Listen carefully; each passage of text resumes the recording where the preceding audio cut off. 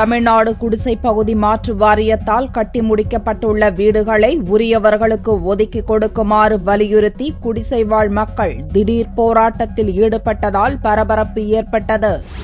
சென்னை நொச்சி நகரில் தாழ்த்தப்பட்ட மக்கள் குடிசை பகுதியில் வாழ்ந்து வந்தனர். இந்நிலையில் இவர்களுக்கு 2 ஆண்டுகளில் குடிசை பகுதி மாற்று வாரியம் சார்பில் அடுக்குமாடி குடியிருப்பு கட்டித்தரப்படும் என்று உறுதி அளிக்கப்பட்டது.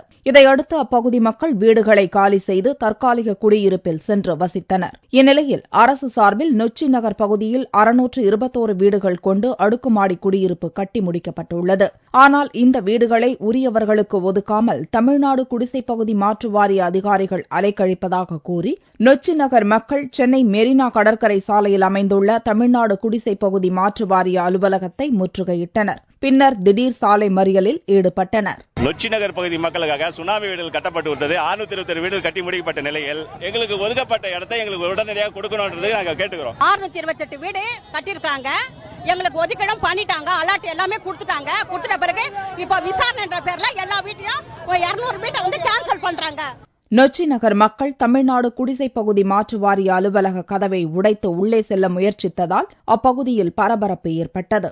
போலீசார் விரைந்து வந்து போராட்டக்காரர்களை சமாதானப்படுத்தினர்.